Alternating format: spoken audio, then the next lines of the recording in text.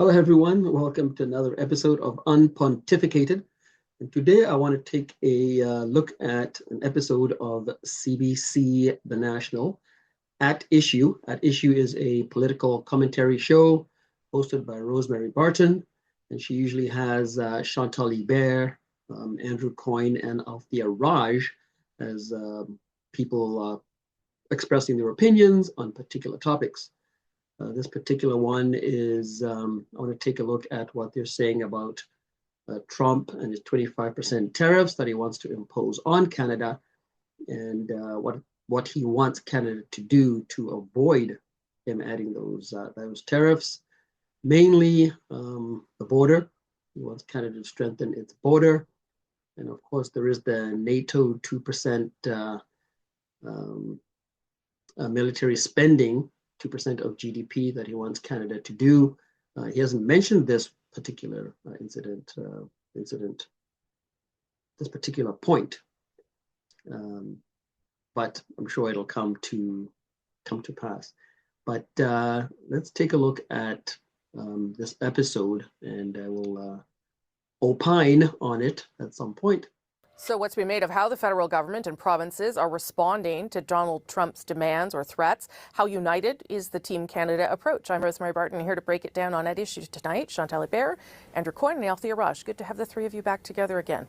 Chantal, I'm going to start with you. What did you make of sort of how this week unfolded, the tweet or the social media post from the president-elect, and then, kind of I don't want to say chaotic response, but a kind of panicked response from governments across the country?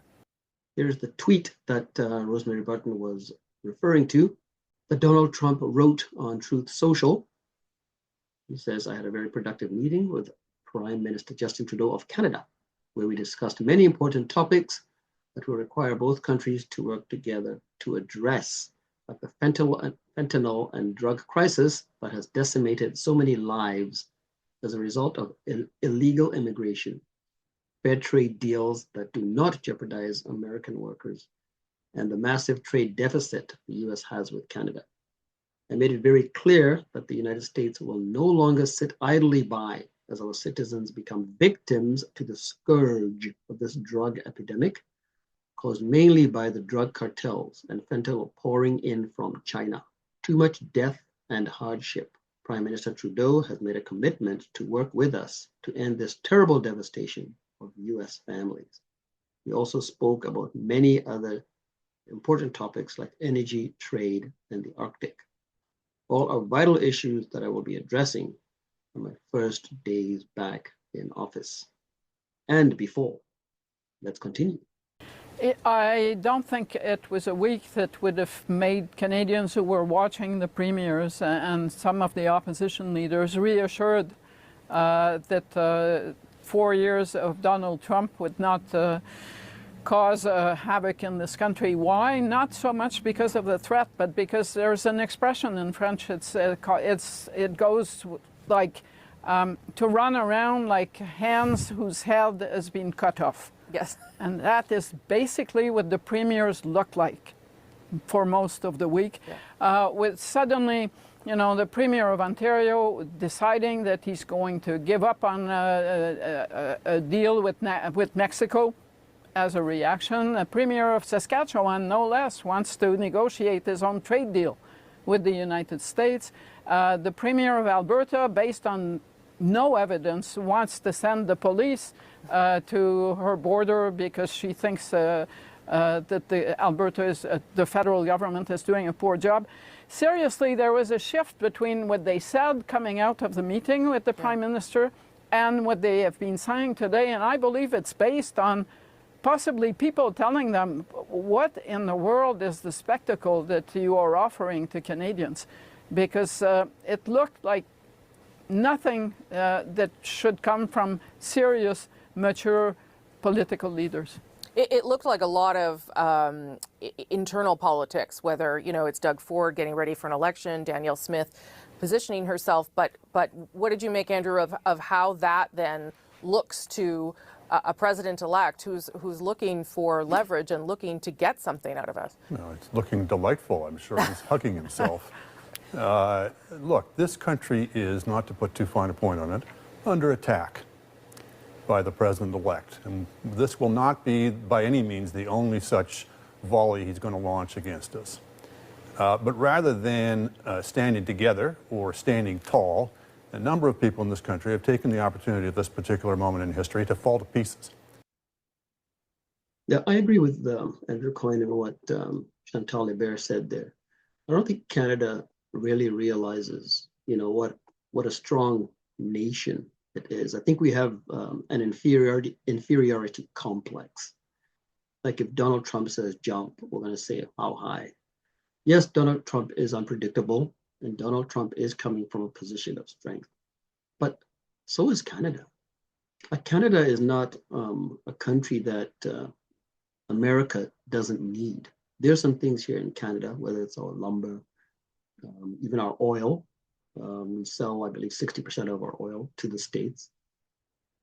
And we have cars that are made here that are imported or exported to the States. So we have things that the States, especially the states that are close to Canada, the Montanas and the Minnesotas and those that get a lot of stuff from provinces that border them, and they don't want these tariffs as well.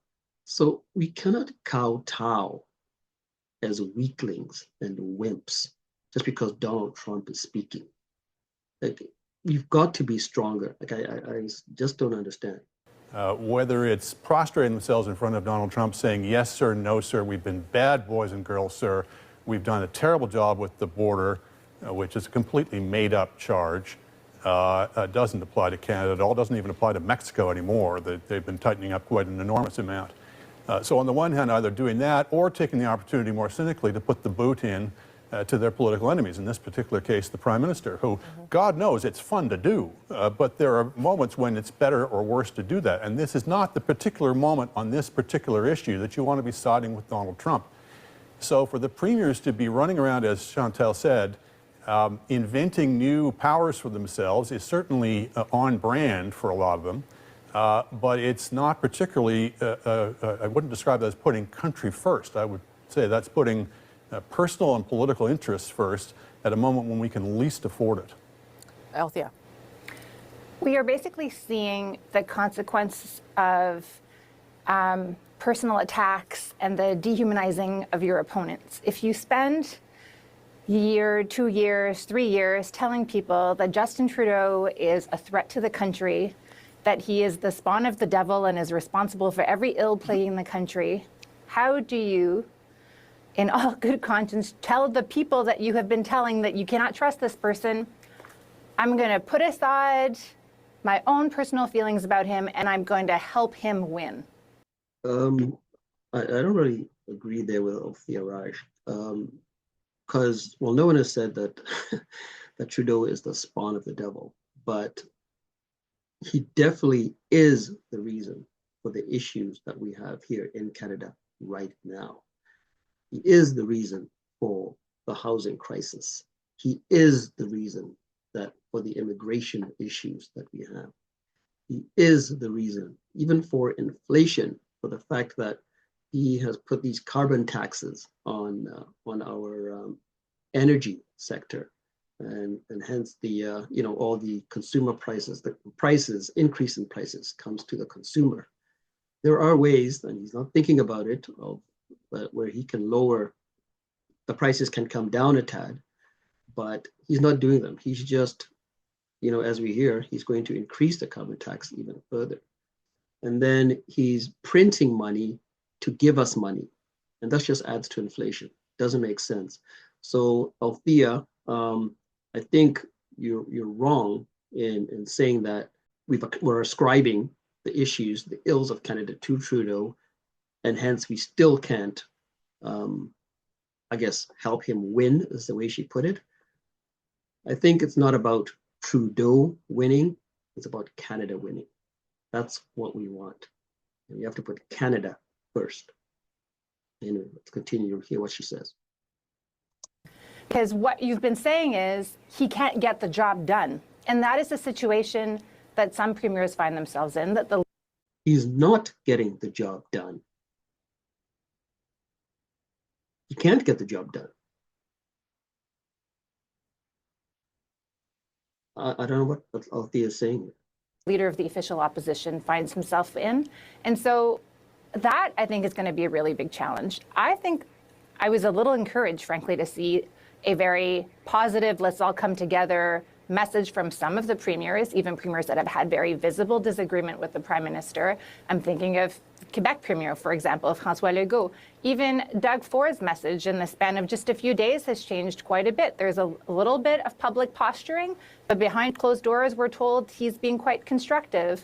And I do wonder if maybe, depending on the threat that we face, and Andrew's completely right, we have no idea what the next 4 years are going to be like, but let's brace for it. If maybe Mr. Ford is rethinking his plans for a spring election. It's really hard to go to the polls when, 1 out of every 5 jobs in Ontario is based on trade with the U.S. Sure. That will look a little opportunistic. May I just also say that it was interesting to contrast Mexico's president's response with the Canadian government's response and the prime ministers and the premiers. We are in full panic mode, whereas they were very strong and bold and direct in their response to the president. There is still no tweet from Justin Trudeau in response to Donald Trump publicly. No, but he did get on the phone with them right away. He got him on the phone right away. He did, but part of it is public messaging too. Sure, and she was telling Mexicans, there is no caravan coming to the U.S. border. This is not a problem. The fentanyl issue is a U.S.-made issue. They have a drug problem, and they have a gun problem. Their guns are coming into our country. There was no similar response in our country. Okay. Yes, there is there is definitely a difference between how Mexico responds to Trump threats and how Canada responds. When Trump was mentioning that he was going to build the wall and Mexico was going to pay for it, the president of Mexico at the time, I forget his name, said, no, we're not going to pay for it, and they didn't. But and then again here as well, standing up for themselves. Like, why didn't Trudeau say something like, the issue with the border is not as they have said. The fentanyl issue is not coming through Canada at the northern border. That's just made up. Well, things like that. I mean, I don't know what the truth is, but stand up for Canada. Stand up for us. Not this kowtow is, oh, sir, yes, we're going to do better, sir. We're going to send, I think Danielle Smith of Alberta said, we want to have helicopters flying over the border so we can patrol it. Like, I mean, if you really wanted to do that, then do it. Not because Trump said you should do it, but because you thought it was right to do. This whole thing makes no sense. You need to be strong. Be strong. Stop this nonsense. And I think Trump will actually respect that. But what I find most troubling, because we are only at the beginning of 4 years of this, is how so many political figures in this country spent this week accepting the terms of the conversation that were set by Donald Trump. So if Donald Trump wants to make you believe that the border is broken, to borrow the words from the leader of the official opposition, when there are no numbers that actually show that in any way, shape, or form. And by the way, the last time one checked, it is the responsibility of the United States to guard its borders. Yes, it is. And our responsibility to guard ours. When hundreds of people who maybe want to leave Trump land start trying to come into Canada, that's our responsibility. But to accept premises, how many pounds of fentanyl was it? Somewhere between 40 and 50. I dare Pierre Poilievre to show Donald Trump over the next few years, if he becomes prime minister, how many ounces of fentanyl still come from Canada to the U.S. over a year. And we're going to talk more about Pierre Poilievre, I should say. But Andrew, last point. And the numbers of unauthorized crossings from Canada and the United States last year was 20,000. That's 50 a day into a country of 330 million. So let's get serious. But the real flaw in this isn't that the facts don't back up Donald Trump's claims, and it's not that we shouldn't be appeasing a bully. It's that we shouldn't be taking at face value that this has anything to do with either fentanyl or immigration. It's the thing he chose today to talk about because he wanted to have the center of attention shift to him for that day, because it felt good to have his enemies running around. It felt good to have people scared of him. It feels good to see people groveling in front of him. I think we need to analyze this through a lens of Donald Trump's very disturbed psyche. And if we're trying to figure out how to deal with this guy, we should not fall into the trap of thinking he's a quote-unquote transactional president. That's an almost glamorizing view of him. He's a psychopath. And if we're trying to figure out, the good thing about psychopaths, the bad thing is they're dangerous and unpredictable. The good thing is they make really dumb mistakes. You can provoke them. You can get them to do things that are really against their own interests.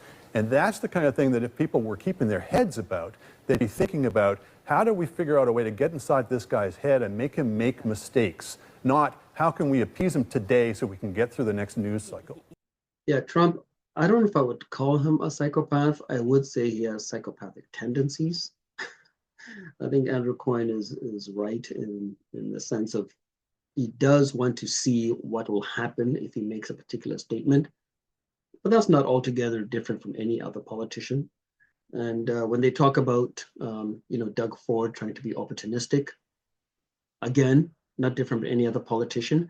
We just had an election here in Nova Scotia where Houston, the premier, called an election. He was supposed to have an election next year, but he decided to call one early. And he won a resounding majority, even more than what he had before. So it was a good move on his part. So if Doug Ford feels he's going to do the same thing, going to be another opportunity to get another majority, maybe a bigger one than he even has now, then by all means, they all do it. Trudeau himself did it, calling one in 21, and he got the same minority government.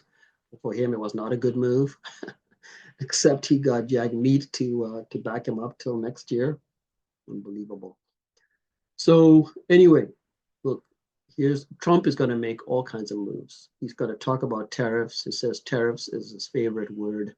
And I think it's a negotiating tactic that he's going to use throughout his whole presidency as best he can, because it's already getting people moving. It's getting the European Union moving. It's getting Canada moving. It's getting, so we'll see what happens. We'll see what happens.